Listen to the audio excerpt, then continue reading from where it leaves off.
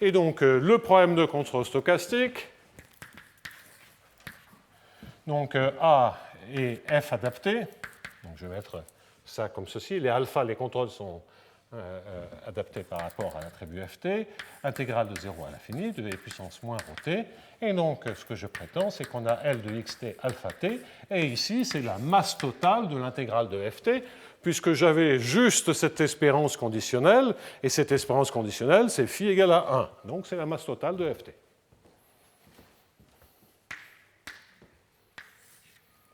Et qu'est-ce que vous avez? Eh bien, vous avez maintenant dxt égale dwt, dft égale a ft alpha t dwt, et vous avez un magnifique problème de contrôle stochastique en xf. Donc ça, c'est une fonction coût qui dépend de x0, de ma donnée f0 et de mon contrôle alpha. Et donc, a priori, par rapport au couple xf, on peut maintenant se servir de la programmation dynamique. À ceci près que ce n'est pas quand même ultra agréable, parce que la programmation dynamique, c'est donc une équation de Bellman par rapport où les variables de l'équation, les variables de la solution de l'équation, sont x et f. Donc x comme d'habitude, mais f qui est une mesure positive. Donc ça veut dire une équation de Bellman sur l'espace croît les mesures en A. Donc c'est en dimension infinie. Apparemment. On verra pourquoi il n'en est rien. Dans ce cas particulier. Comment se convaincre que ceci a une chance d'être vrai, cette évolution, cette équation de Sakai? Donc, je vais faire une approche un peu formelle, mais on comprend assez bien les choses. Donc je prends un petit intervalle de temps, ft plus h de a. Donc par définition, ça fait phi de a. Il y a l'exponentielle de a fois l'intégrale de 0 à t de alpha s dws moins a carré sur 2, intégrale de 0 à t de alpha carré s ds, multiplié par l'exponentielle de t à t plus h. Donc, après tout, c'est toute une intégrale. Je ne réécris pas tout. Il y a une intégrale stochastique, une intégrale déterministe. Et tout ça conditionné par rapport à ft plus h.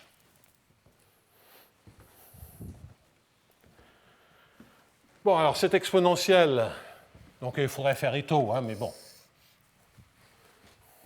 C'est très très simple ici, je le fais vraiment à la main. Vous faites un développement limité. Qu'est-ce que vous récupérez? Donc cette exponentielle, qu'est-ce qu'elle est? Vous voyez que l'exponentielle t plus h, je vais la réécrire, elle est semblable à l'exponentielle de a alpha t wt plus h moins wt. Donc j'ai simplement remplacé l'intégrale de t à t plus h. Le alpha, je dis que c'est pratiquement alpha t sur tout cet intervalle. À nouveau, c'est un raisonnement formel destiné à comprendre de quoi il s'agit. Moins a carré sur 2 alpha t carré fois h.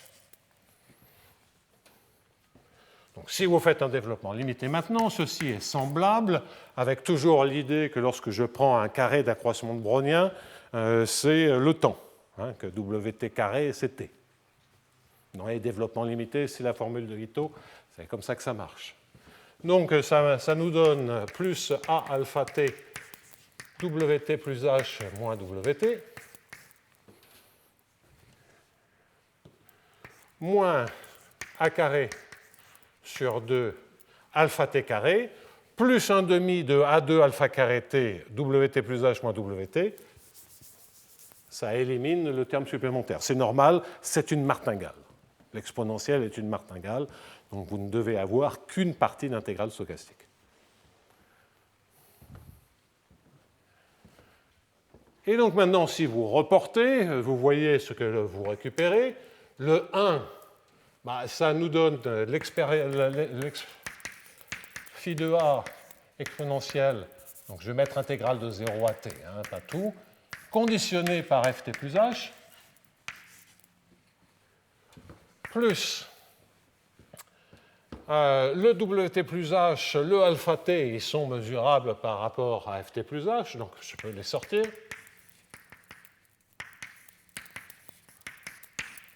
Et j'ai l'espérance de phi de a fois l'exponentielle de l'intégrale de 0 à t, conditionnée par rapport à ft plus h. Bon, alors maintenant, pour conclure, et je peux maintenant effacer la ligne dessous, pour conclure, qu'est-ce qu'il suffit de dire? Il suffit d'observer que dans les intégrales, on a des choses qui sont... tout ceci, il y a d'une part des objets qui sont ft mesurables, et d'autre part, grand A mesurable, où A est indépendant de tout. Donc si vous voulez, ça c'est mesurable par rapport à AFT. Et je conditionne par rapport à ft plus h. Toutes les informations que je rajoute entre t et t plus h n'ont aucune pertinence. Puisque pour comprendre l'objet, j'ai besoin d'avoir des informations sur A ou sur la trajectoire jusqu'à l'instant t. Ce qui se passe entre t et t plus h n'intervient pas dans cet objet-là. Donc que je mette ft plus h ou de prendre un sous-espace plus petit qui est ft ne change rien. Donc là, il y a un petit argument, mais c'est pas... Et si je peux remplacer ceci par ft et ceci par ft, ce n'est pas la bonne approche, mais au moins ça permet de comprendre pourquoi c'est vrai. Eh bien, si vous remplacez ceci par ft, qu'est-ce que vous reconnaissez? Eh bien, vous reconnaissez la définition de phi de a,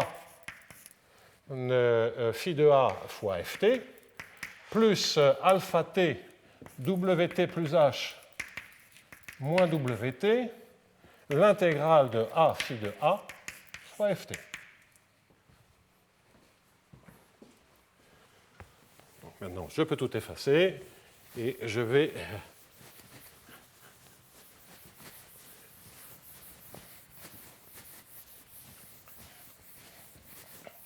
Donc c'est un joli argument. Alors Kushner, comment il est arrivé à...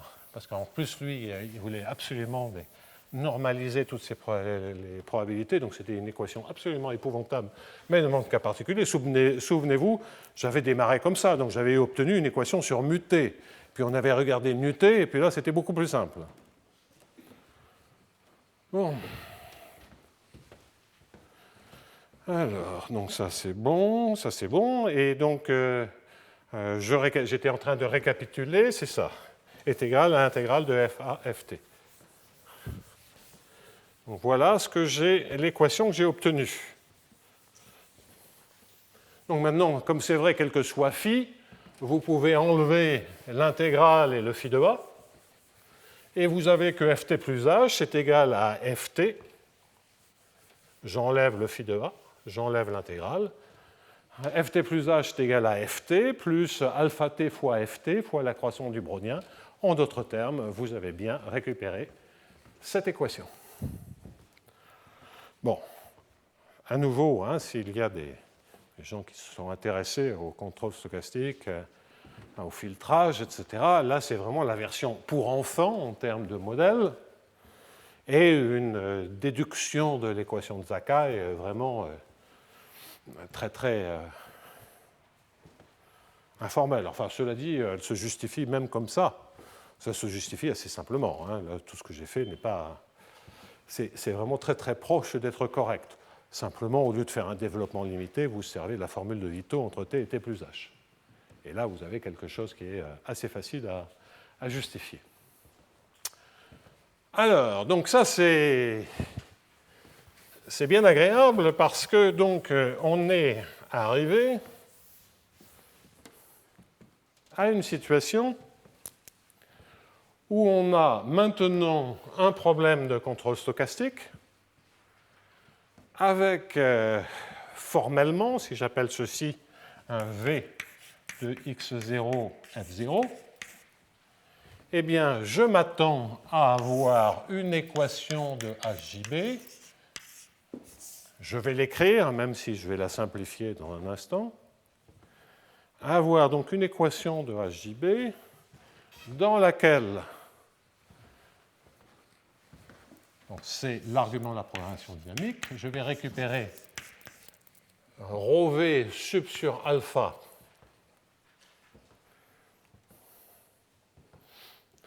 Bon, je n'ai pas dit ce que c'était le L de x et de alpha. Donc, en particulier, je me permets des L qui peuvent valoir plus l'infini, ce qui veut dire que si je dis que L vaut plus l'infini dès que alpha en norme est supérieur à 1, ça veut dire que je suis en train de restreindre à tous les alphas qui sont en norme inférieure ou égale à 1. Donc, je préfère laisser ça comme ça pour qu'on ait le moins de notation possible, mais normalement, alpha prend ses valeurs dans une certaine partie donnée, donc ça, c'est caché dans le L. Alors, on regarde. dxt égale dwt, ça me donne moins 1 demi de d2v sur dx2, donc si je suis en dimension 1 pour simplifier, sinon c'est un laplacien.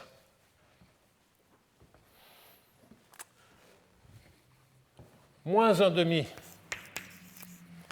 de d2v sur df2, donc je dérive 2 fois par rapport à la mesure, donc v est une fonction de x et de f, et je dérive dans quelle direction?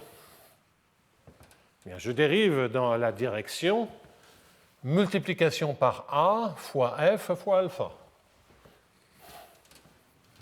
Donc c'est alpha fois AF. Alpha fois AF. Hein, d'accord? Donc je dois dériver dans la direction d'une fonction. Et la fonction, c'est alpha AF. Alpha est un paramètre. A, c'est la variable sur laquelle les fonctions sont définies. Et F, c'est la fonction en le point en lequel je dérive. C'est du alpha carré. Et puis enfin, j'ai le double produit, qui est donc un moins d2v sur dx df, qui est maintenant dans la direction alpha AF. Je vais peut-être l'écrire pour bien montrer que c'est une dérivée directionnelle. Je dérive par rapport à x, puis après, je prends cette dérivée directionnelle et je retranche moins L de x et de alpha, et je mets la moyenne de f.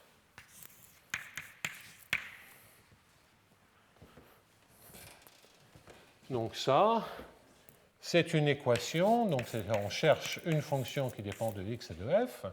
X, c'est, disons, dans R ou dans RD. Et f, c'est une mesure. Je peux la prendre positive ou pas, parce que si je démarre avec une mesure positive, ça reste positif. Mais si je ne veux pas avoir de problème de bord, parce que l'ensemble des fonctions, oubliez mesure, mais prenez l'ensemble des fonctions positives, disons intégrable L1, c'est quoi? C'est un cône dans l'espace L1. Et c'est un cône d'intérieur vide. Parce que dès que vous prenez une petite boule autour de n'importe quelle fonction dans L1, vous pouvez toujours glisser, avec une très faible norme L1, glisser des valeurs négatives. Donc géométriquement, comme ouvert, ça fait mieux, puisque c'est un cône fermé d'intérieur vide. Bon. Donc si on ne veut pas s'emmerder avec ça, pardonnez-moi l'expression, on oublie le signe et on a un espace linéaire. Donc vous pouvez penser M, vous pourriez penser L1, L2, peu importe. Alors,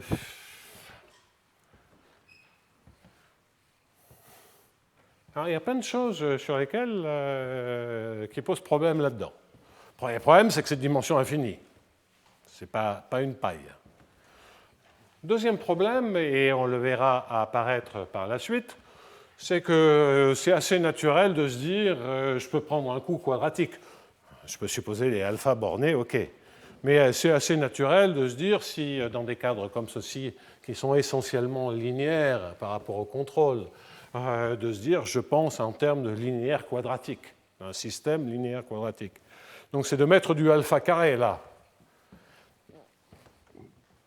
mais du alpha carré, vous en avez ici aussi. Et OK, si le coût est naturellement positif, quand alpha devient grand, on paye de plus en plus fort. Donc là, vous avez certainement du moins alpha carré. Ce que ça fait multiplié par le alpha carré, le signe de ça, c'est pas clair. Donc, a priori, ce sup en alpha carré, il n'est pas entièrement clair. Et qu'est-ce que c'est en train de dire? C'est est-ce que des contrôles très très grands peuvent naturellement apparaître? Vous direz, mais un contrôle très très grand, on le paye. Pourquoi on prendrait un contrôle très très grand? Mais c'est qu'un contrôle très très grand, certes, on le paye, mais il dévoile de l'information. Un contrôle très très grand, il va nous dire, il va nous permettre d'observer ce que l'on ne connaît pas. Et donc la question, c'est de savoir, si je dis, je mets un contrôle immense, très vite au démarrage, pour tout de suite apprendre ce que je ne connais pas dans le système, et ensuite je fais aller mon problème de contrôle, ben cela voudra dire que je peux avoir un feedback qui est infini. Hein. En tout cas, à certains endroits, à certains f, etc. Donc, ce n'est pas clair. On va y venir plus tard, mais si on reste en dimension infinie, ça va être un peu compliqué si on ne le comprend pas autrement. Alors, comment comprendre autrement? C'est de se dire, là, fort heureusement, il y a plusieurs choses qui nous sauvent. C'est c'est que si on se rappelle de la théorie générale du filtrage stochastique, et si vous ne la connaissez pas, voilà une version style bande dessinée. Donc là, on remonte encore un peu plus dans le temps. Eh bien, le filtrage sur des problèmes non linéaires, c'est du filtrage qui se fait automatiquement en dimension infinie, sauf dans le cas gaussien, où on peut faire du filtrage, il y a des filtres de dimension finie. Ah. Or là, quand même, le cas gaussien, si mes hypothèses initiales sont gaussiennes, on est dans un cas gaussien. Donc c'est de se dire, si mon F0 est une gaussienne, je vais avoir une gaussienne, ça va dépendre que de ces deux quantités, et je vais avoir, grosso modo, un problème de contrôle stochastique avec 3 variables, le x, et puis 2 variables associées à ceci. Bon. En même temps, je sais que si je complique un peu le système en rajoutant des non-linéarités, il n'y a pas à tortiller. On sait à cause du filtrage, de mettre du contrôle, ça ne va pas simplifier. On sait à cause du filtrage qu'il faudra se taper la dimension infinie. Bon, donc, ça c'est la première chose. Deuxièmement, ici le problème est très très simple, et on sent bien que la seule chose qui apparaît ici, c'est ces deux quantités-là. Et que ce qui nous intéresse dans la fonction coût, c'est l'intégrale de ft. Donc je vais généraliser le fait que si c'était des gaussiennes, on n'aurait qu'à regarder que le centre de masse et la variance. Donc pour des distributions quelconques, je ne peux pas dire que tout se résume à ça, mais il se trouve que pour cette évolution, lorsque je prends l'intégrale de ft, il n'y a que ces deux quantités qui interviennent. Et ça, on va le mettre en lumière de manière très très simple. Donc attention, ça c'est... Tout ce que je vous ai raconté jusqu'à présent, ça généralise à des situations extrêmement générales, et je le ferai. En revanche, ce que je vais faire maintenant est spécifique.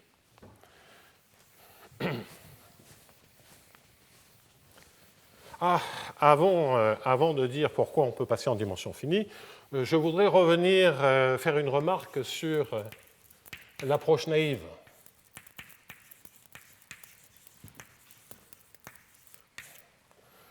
Donc, cet objet-là, je vais l'appeler MT. Donc FT, c'est MT, parce que c'est une martingale.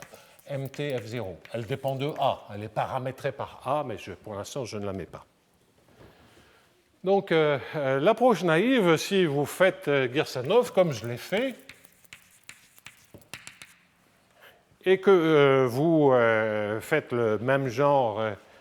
pas d'espérance conditionnelle. L'approche naïve, c'était de dire les xt sont sur tt plus dt, je tire petit a au hasard suivant la loi mutée, et je je tire petit a suivant la loi mutée, je fais évoluer dxt et dmuté, et je moyenne par rapport à muté.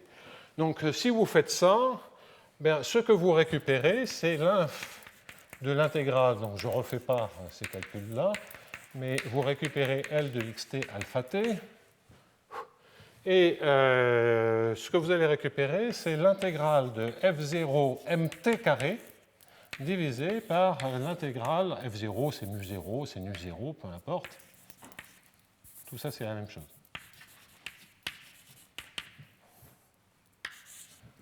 Alors que l'intégrale de ft, c'est l'intégrale de mu0 mt. Mu0 est une mesure de proba.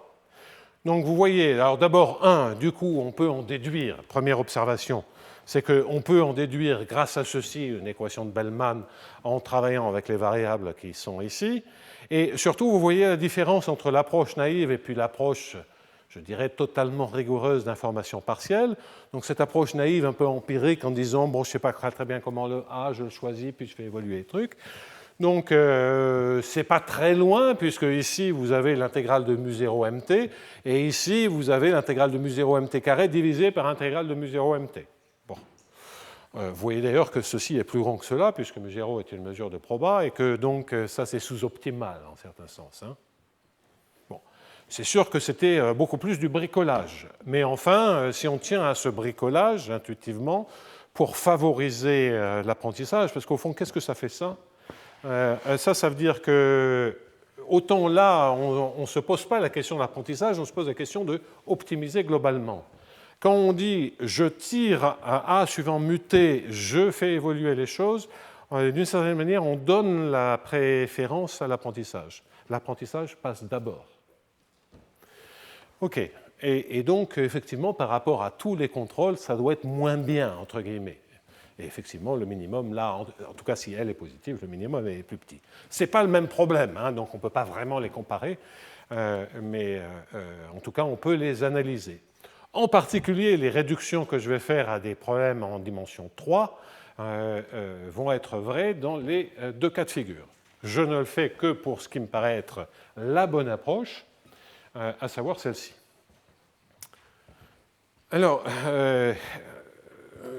j'aurais peut-être dû dire, avant de passer au cas, tranquillement au cas gaussien, j'aurais peut-être dû signaler quelques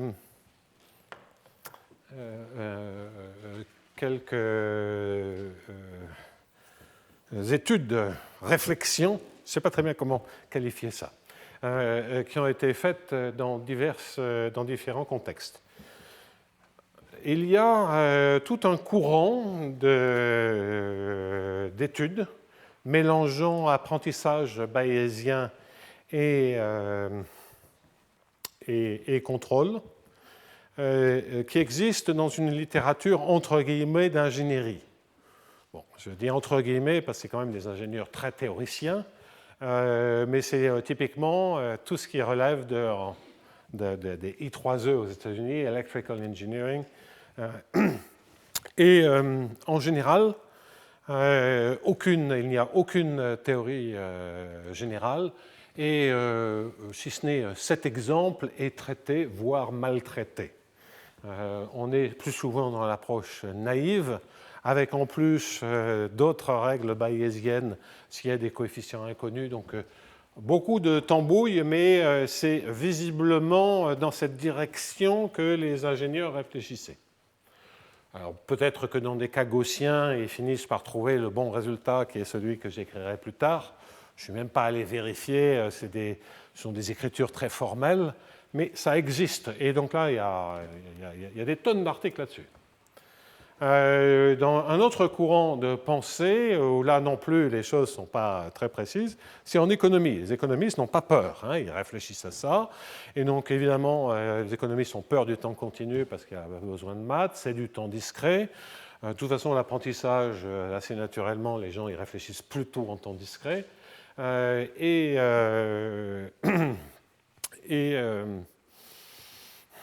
En économie, maximiser les fonctions d'utilité, c'est un sport fréquemment couru.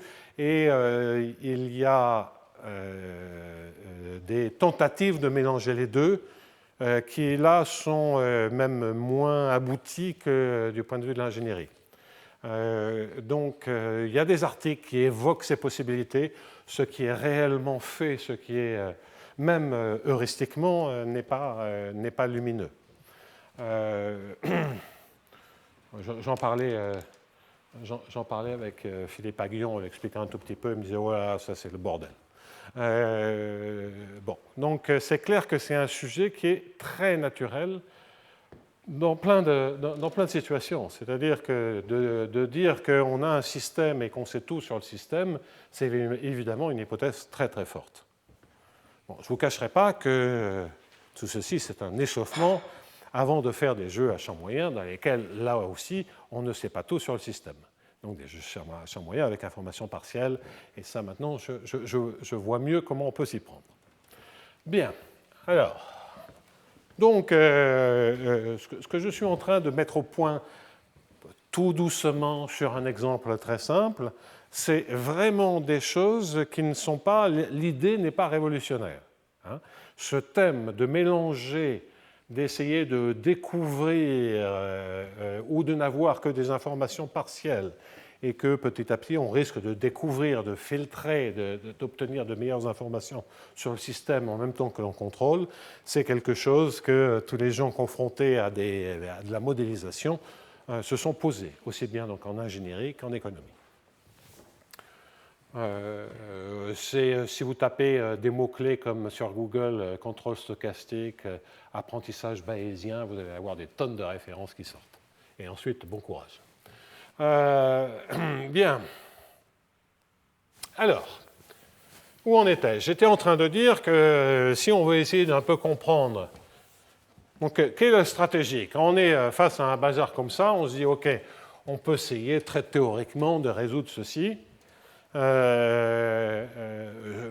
mais avoir quelques exemples où on réduit la difficulté du problème en dimension finie nous permet de mieux comprendre la structure du problème. Alors, on sait que l'on doit pouvoir réduire ceci dans un certain nombre de cas de figure.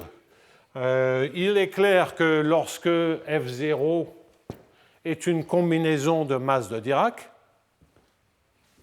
donc remarque, réduction en dimension finie,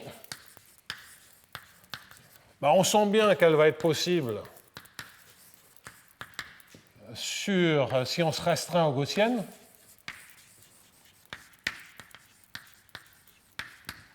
Si F0 est une gaussienne ou une maxwellienne, vous voyez qu'on va avoir des évolutions réduites qui étaient, malheureusement je l'ai effacé, mais qui étaient le d lambda t, le DAT. Je l'aurais écrit pour les gaussiennes, c'était d lambda t égale alpha carré t dt, et puis d lambda t at, d'où vous déduisez bien entendu at, DAT. Le centre de la gaussienne, c'était alpha t, dxt, maintenant je suis passé en Gersanov, c'est dwt, et puis dxt égale dwt. Et puis l'intégrale de ft, c'est quelque chose qui se calcule à partir de lambda t et de at. Je ne vais pas faire le calcul, c'est le calcul de cette intégrale. Bien. Et donc là, vous voyez que pour les gaussiennes, vous avez un problème où l'état du système est en dimension 3, donc une équation de Bellman en dimension 3. Bon, là, c'est la gaussienne. Un autre exemple, c'est des combinaisons linéaires de masse de Dirac. Donc une somme de YI delta AI. I égale 1 à K. Alors, en général, les gens qui pensent bayésien, ils n'aiment pas les masses de Dirac, parce qu'effectivement, en bayésien, quand vous prenez une masse de Dirac, vous la gardez éternellement. Donc, vous n'allez pas apprendre grand-chose. En revanche, mathématiquement, sur ce problème de contrôle stochastique, c'est quand même assez agréable parce que vous voyez que si F0 est une combinaison de masse de Dirac, eh bien, vous avez assez naturellement la même chose pour Ft. Et donc, Ft est une combinaison de masse de Dirac avec en les mêmes points, et que vous avez une évolution très très simple pour les YI, qui est en fait la même pour tous les Y, qui est, enfin, modulo le AI, qui est AI alpha t dWt. Et donc là, vous avez un problème de dimension finie avec xt égale dWt, dxt égale dWt, et dyi égale, et j'ai oublié le yi, pardonnez-moi, dWt. Vous regardez cette équation, vous pensez masse de Dirac avec un poids yi, la masse de Dirac, vous la gardez. Ici, masse de Dirac fois dyi, dyi égale AI, on est petit a égale AI, y fois alpha, c'est ce que j'ai écrit, dW. Donc là aussi, vous avez une réduction en dimension finie qui est maintenant un problème en dimension k plus 1. Alors ça, c'est quand même piquant parce que vous avez une véritable équation en dimension infinie. Vous vous restreignez à un certain nombre de variétés de variables, les petits f, et sur ces variétés, vous avez une équation de Bellman exactement, ce n'est pas une approximation, qui est une équation de dimension finie. Donc ça, c'est un truc, et puis ça finit par engendrer tout l'espace en densité. Hein. Si vous faites k agrandi, vous pouvez approcher n'importe quelle fonction, n'importe quelle mesure. Donc c'est une vision, c'est une équation dont la structure est quand même vachement bizarre. Un problème en dimension infinie, mais il y a énormément de sous-problèmes exacts sans approximation de dimension finie. En fait, la raison, c'est qu'on va voir que ce problème, on peut toujours le réduire à un problème de dimension 3. Donc en fait, c'est un problème de dimension finie. Comment on le voit, ça? Eh bien, on le voit en disant, on va retravailler la fonction coût. L'intégrale de ft. Donc je vais baptiser AT égale, ouais, ce n'est pas exactement le même AT, donc là il faut faire un tout petit peu attention. Je vais baptiser ZT égale l'intégrale de 0 AT de alpha S dWs. Et puis je vais baptiser lambda T égale l'intégrale de 0 AT de alpha carré S ds. Donc, avec cette notation, on voit bien que Ft est égal, je vais vraiment très doucement, hein, exponentielle à Zt moins A carré sur 2 lambda T fois F0. Et ce qui m'intéresse, c'est l'intégrale de Ft. OK? Bon, l'intégrale de... Donc, ce que je vais introduire, c'est je vais introduire l'intégrale de F0 exponentielle à Z moins A carré sur 2 lambda. Et j'appelle ça dA, et j'appelle ça psi de Z et de lambda. Dans le cas gaussien, je peux le calculer explicitement comme une exponentielle. En général, c'est une certaine fonction qui dépend uniquement de ma condition initiale. Et donc, là, ce que vous voyez, c'est que ceci, ce n'est que cette fonction, a priori calculable en fonction de F0, éventuellement numériquement, qui dépend de Zt et de lambda T.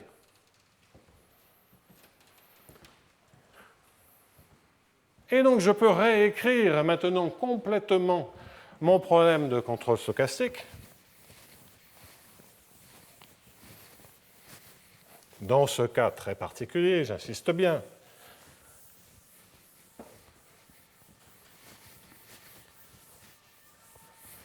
Eh bien, je peux réécrire ceci comment? Comme étant donc problème équivalent, problème réduit, équivalent. C'est l'infimum, toujours sur tous les contrôles qui sont x mesurables, enfin f mesurable, adapté, c'est E intégrale de 0 à l'infini, de puissance moins rho t, L de xt alpha t. Et maintenant, qu'est-ce que j'ai? J'ai psi de zt lambda t. Et je vais réécrire complètement mon système. On aurait pu le faire sur l'équation, mais enfin bon, c'est quand même beaucoup plus clair en regardant comme ceci. Et on a maintenant dxt égale dwt, ça c'est pas trop méchant. x0 égale petit x. dzt égale, alors le dzt, bah, c'est alpha t dwt, c'est le contrôle. z0 égale petit z. d lambda t égale alpha t carré dt. Et lambda 0 égale lambda. Et bien là, c'est un magnifique problème de contrôle stochastique, maintenant totalement standard. Si x est en dimension 1, en fait, vous pouvez avoir beaucoup de dimensions différentes là-dedans, suivant la taille des W, la taille des alpha. J'écris tout comme si c'était en dimension 1. Donc, si tout est en dimension 1, vous avez un truc qui est en dimension 3. Bah, ça généralise complètement les gaussiennes, à part que le zt, c'est lambda t à t. Et la seule chose, c'est que bah, dans le cas gaussien, la seule différence, c'est que vous pouvez calculer explicitement le psi. C'est le seul avantage du cas gaussien. Et en fait, le cas de combinaison de masse de Dirac aussi, c'est le cas où vous pouvez calculer explicitement. Donc tous ces cas-là sont des cas particuliers, évidemment, de ce cas tridimensionnel. Et puis là, on se doutait bien que si je disais c'est K plus 1, en fait, c'est quand même essentiellement les mêmes équations. Donc on sent bien que à garder tous les y, c'est un peu idiot. Donc ce n'est pas tellement surprenant. On a la possibilité de réduire cet exemple à une équation de dimension finie que je vais maintenant écrire en regard de ceci, donc le HJB réduit. Ce n'est pas que l'équation est fausse, c'est qu'on se traîne une généralité qui, de par la structure du problème, n'est pas nécessaire. À nouveau, je le répète, je l'ai dit 100 fois, dans le cas très particulier que je regarde. Et donc, le HJB réduit est néanmoins équivalent en dimension 3. C'est de dire j'ai une fonction de x, z et lambda, et je regarde ρv plus le sup sur alpha de moins 1,5 de d de v sur dx2, moins 1,5 de d2v sur dz2, je vérifie que je ne dis pas de bêtises, dz2, et j'ai un alpha 2 devant. Donc, moins alpha carré sur 2 d2v sur dz2, moins alpha d2v sur dx dz, de sorte que ceci est une équation du deuxième ordre, mais dégénérée, parce que la dégénérescence provient du fait qu'on a le même brownien pour le x et pour le z.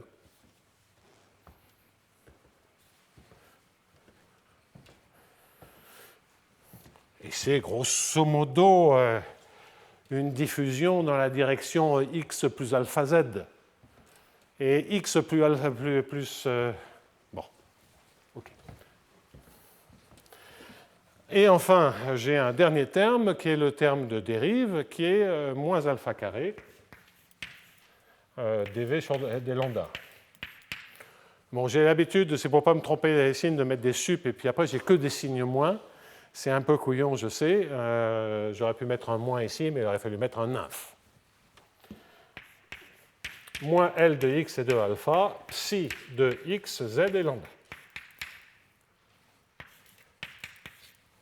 Et voilà.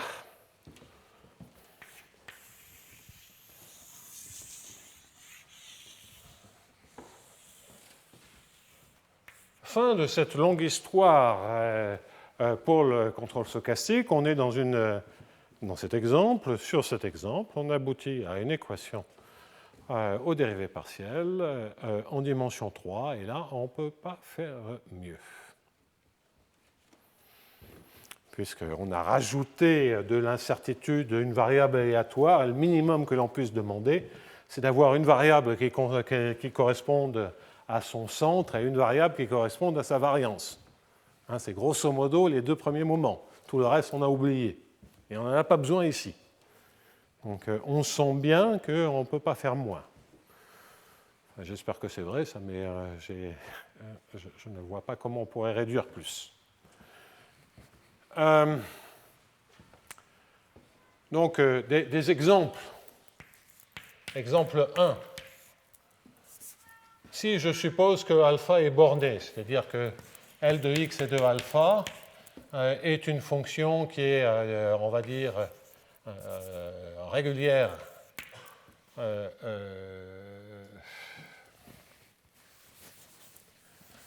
donc je veux dire que L de x et de alpha est égal à plus l'infini si alpha n'appartient pas à une certaine partie grand A.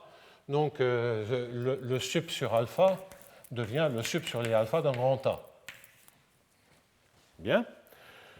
Si vous supposez que grand A est, disons, borné,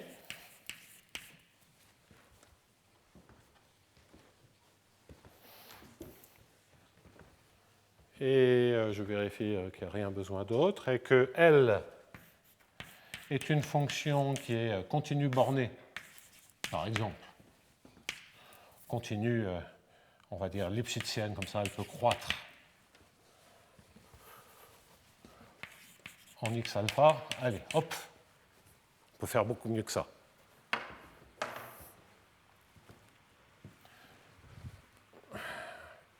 Alors, il existe une unique solution de viscosité de cette équation. Solution V qui est continue, elle n'est pas nécessairement lipschitzienne, ça dépend de ρ. Si ρ est petit, ça peut très bien ne pas être lipschitzien. Donc, il existe, je dis une bêtise. Elle est automatiquement lipschitzienne. Il existe une unique solution de viscosité Lipschitz sur R3.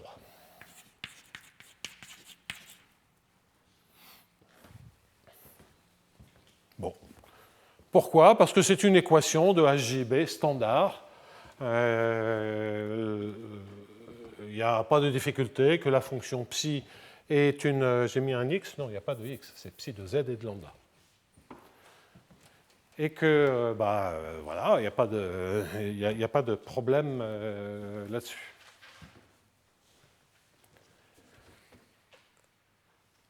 En revanche, si on a envie de dire l'exemple 2, et je reviendrai dessus, l'exemple 2, ça serait de dire L de x et de alpha est égal à une certaine fonction Q f de x, qui peut d'ailleurs être quadratique, plus ici... Alors, je ne vais pas prendre un 1,5 parce que j'ai déjà normalisé un coefficient devant le dw, je l'ai mis égal à 1. Ça, modulo un changement de temps, je peux toujours le faire. Donc, j'ai le droit de prendre un coefficient égal à 1. D'en prendre tous deux égaux à 1, là, c'est une vraie hypothèse. Donc là, je suis obligé de mettre ici une constante C0 fois alpha carré. Ah ben, l'équation, ça a quel sens?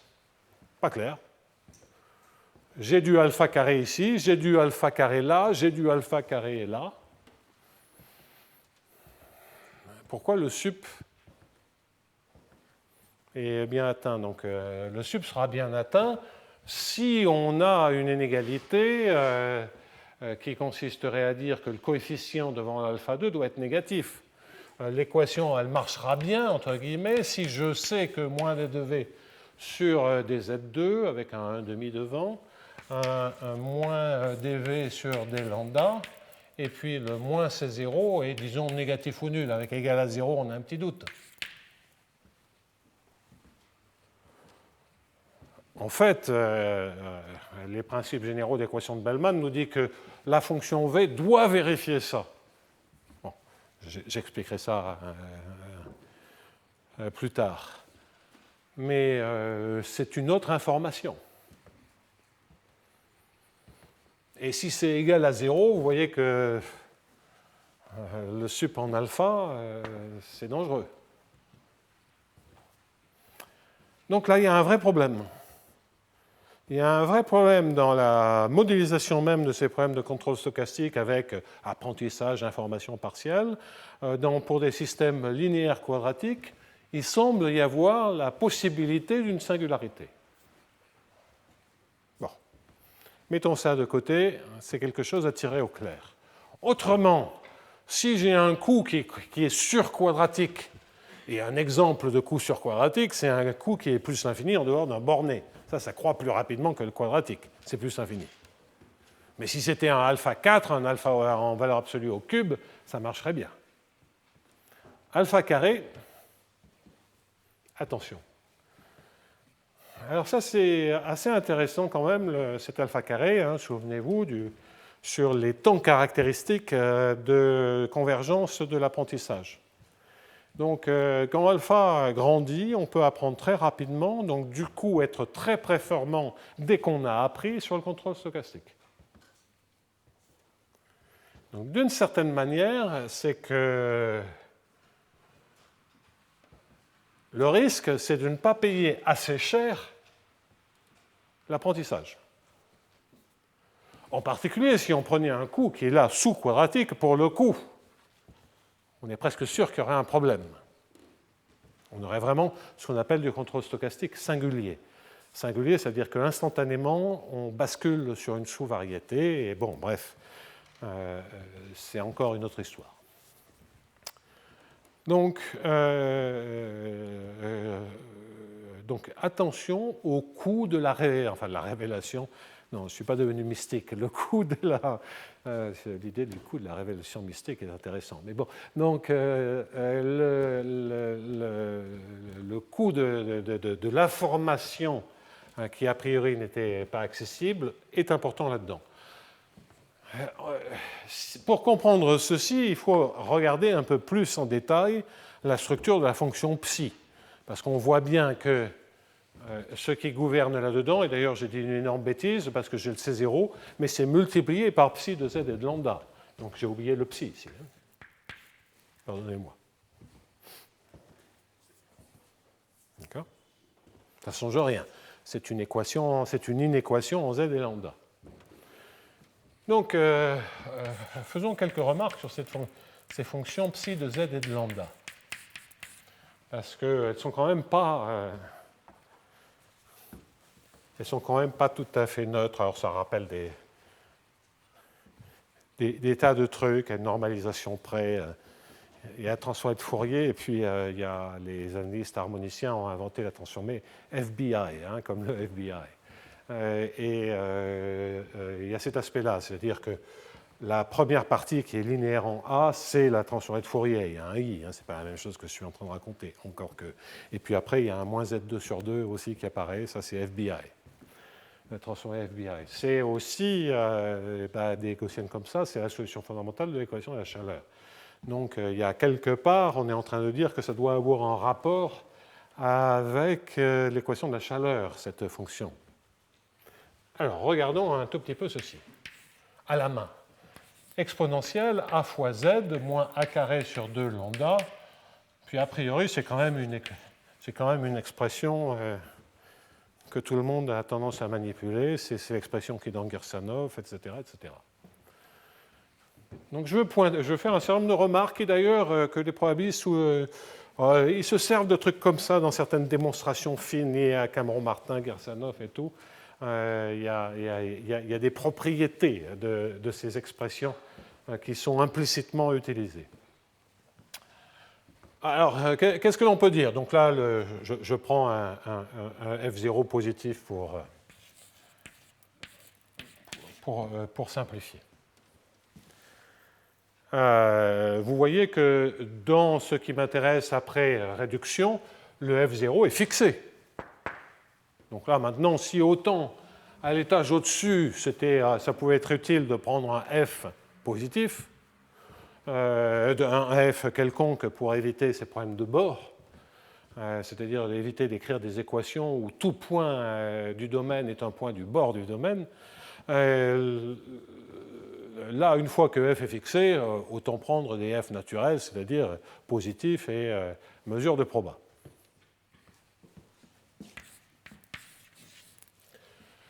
Donc la fonction psi est positive, et même strictement positive puisque c'est une mesure de proba. Que peut-on dire d'autre? Si elle est certainement décroissante par rapport à lambda,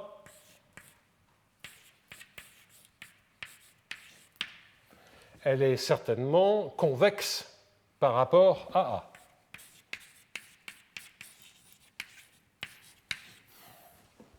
A. J'ai dit une énorme bêtise là. Par rapport à Z. Pourquoi? Par rapport à lambda, le AZ, vous ne le voyez pas, c'est évidemment décroissant. Par rapport à lambda, c'est évidemment décroissant. Par rapport à Z, c'est des exponentielles à Z, c'est des fonctions convexes. OK? Et enfin, c'est que si vous dérivez 2 fois par rapport à Z, qu'est-ce que vous récupérez? Chaque fois, vous faites apparaître un A. Vous récupérez l'intégrale de A carré fois l'exponentielle que je ne réécris pas fois F0. Et lorsque vous dérivez par rapport à lambda, d psi sur d lambda est égal à moins 1,5 de l'intégrale de A2 fois cette exponentielle fois F0. En d'autres termes, ce que vous avez, c'est que d psi sur d lambda plus 1,5 de d2 psi sur dz2 est égal à 0. Okay. Donc si vous pensez que lambda croît, ça c'est une équation de la chaleur rétrograde. D'accord? Bon, c'est ce que je vous disais, hein, les gaussiennes, équation de la chaleur, etc. Oui. Donc maintenant, si vous raisonnez par rapport à moins lambda, c'est une solution de l'équation de la chaleur.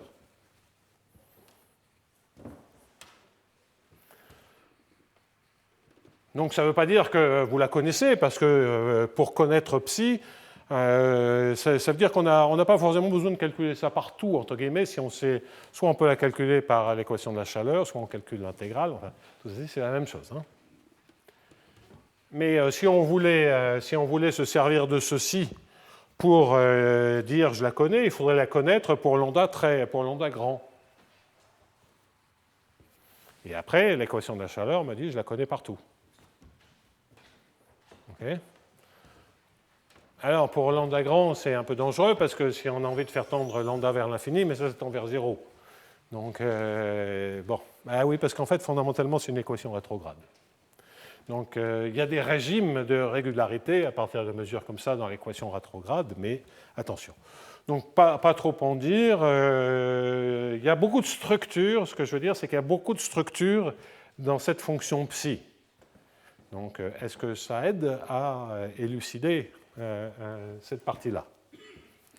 À suivre au prochain numéro, où je regarderai plus la structure de ces équations de Bellman. Maintenant, je voudrais dire, est-ce que le fait qu'après tout, les A bornés, il y a cette histoire assez intéressante néanmoins de dire que si on se permet des contrôles non bornés, cette idée de il faut payer suffisamment cher l'apprentissage ou la découverte des paramètres inconnus, c'est une idée qui est vraiment intéressante et je voudrais encore gratter un peu plus là-dessus, toujours dans le cadre de cet exemple. Mais maintenant, je voudrais essayer d'élargir un tout petit peu le propos, c'est-à-dire que là, j'ai quand même regardé des trucs hyper particuliers. Et donc, est-ce que ceci, ça peut se généraliser? Alors, avec des calculs explicites, moyennement, enfin explicites, des réductions en dimension infinie, moyennement. Sauf dans un cas, c'est toujours pareil, ça sera dans des cas où assez naturellement, on a des modèles gaussiens. Donc un exemple qui est lui assez naturel et intéressant, donc une généralisation facile que je détaillerai dans 14 jours lors de mon marathon de rentrée. Donc une petite généralisation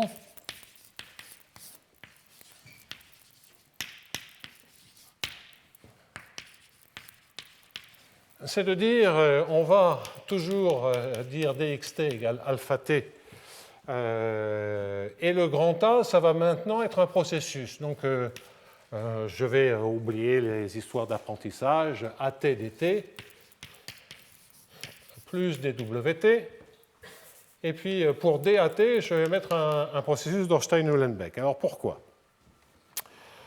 D'abord, d'avoir un processus, c'est naturel. Ensuite, Ornstein-Uhlenbeck a la stationnarité en lui, et ça c'est assez naturel de généraliser des coefficients constants par des processus qui sont fondamentalement stationnaires. Okay. Donc il peut y avoir une moyenne, je la prends ou je ne la prends pas, donc il pourrait y avoir un A bar qui serait en fait mon grand A.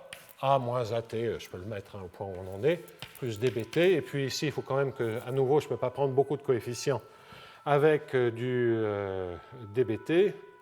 Et ici, je vais mettre quoi? Alpha, je suis à court de notation, bêta, gamma, je ne veux pas, kappa, dBT. Un autre brownien. Alors, qu'est-ce que je connais? Qu'est-ce que je ne connais pas? Je connais xt. Donc, wt, at sont inconnus. En revanche, ce que je connais, c'est les paramètres du modèle en A. C'est-à-dire grand A, kappa sont connus. Mais je n'ai pas, et wt, bt d'ailleurs, ce sera le plus simple. Parce que si je ne connais pas bt, je ne peux pas connaître at.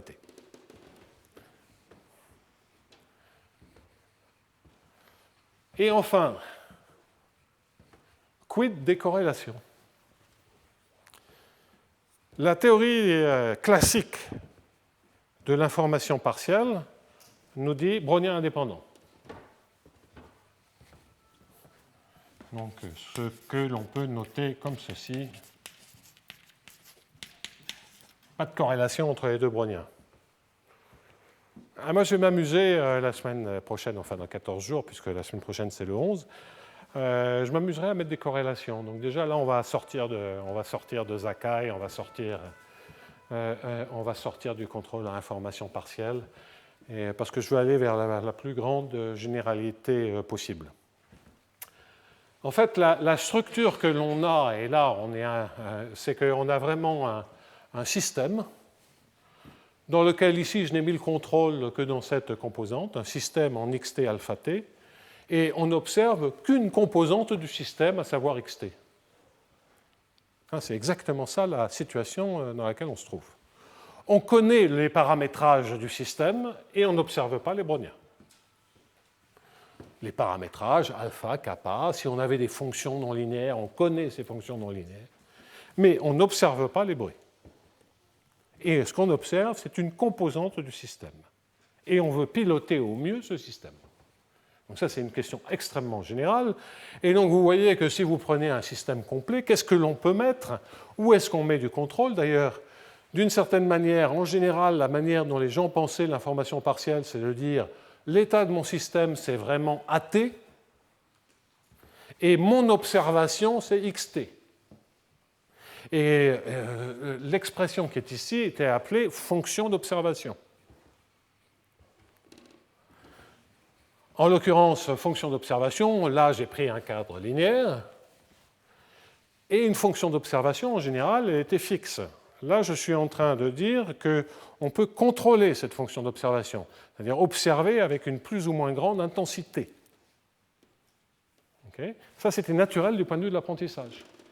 Et je vous ai d'ailleurs indiqué que c'était naturel, le problème du pilotage, découvrir une voiture qu'on ne connaît pas. Donc, on ne connaît pas, ça peut monter, ça peut descendre, vous appuyez sur l'accélérateur. Bon, il faudrait qu'avec l'accélérateur, pour que l'exemple soit vraiment bon, on puisse à la fois accélérer et freiner. Bon. Alors là, ça ne va que dans un sens. Mais vous voyez bien que lorsque vous accélérez, la voiture accélère d'une certaine manière. Si vous ne connaissez pas la voiture, vous ne le savez pas. Vous allez le découvrir petit à petit. Et que si vous vous traînez, vous mettrez beaucoup de temps. Si vous appuyez très très peu sur la pédale d'accélérateur, vous ne saurez pas comment la voiture réagit. Puis là, ça peut monter, ça peut descendre. Donc il y a du bruit. Okay. Donc voilà un exemple bébête dans lequel on agit sur le système et suivant l'action que l'on a, on a plus ou moins d'informations. Donc que ça soit de manière linéaire comme ceci est une grosse hypothèse.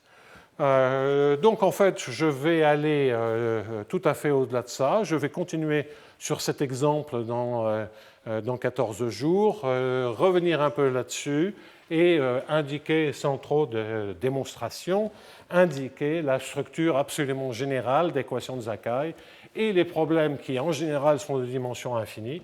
Donc c'est équation de Sakai généralisée et équation de HJB associée au contrôle de l'équation de Sakai. Et ça, c'est un nom barbare, c'est l'équation de Wang, Mortensen, Duncan, Sakai, qui est du HJB pour l'équation de Sakai. Hamilton, Jacobi, Bellman pour l'équation de Sakai. Donc il y avait cet article en 88 ou 89 paru dans un Proceedings où j'expliquais dans le cas de Sakai comment on pouvait faire la théorie des équations Hamilton, Jacobi, Bellman. Mon objectif, ce n'est pas de faire cette théorie-là, encore que je la referai autrement maintenant, je vous indiquerai pourquoi, quelques pistes, c'est plutôt de dire voilà ce qu'on peut faire et surtout quel est le cadre de modélisation dont on peut se servir et le cadre le plus général auquel j'ai pensé. Donc ça sera dans 14 jours. En attendant, écoutez, il n'y a que des longs week-ends, des choses comme ça, donc profitez-en bien. Allez, à 14 jours.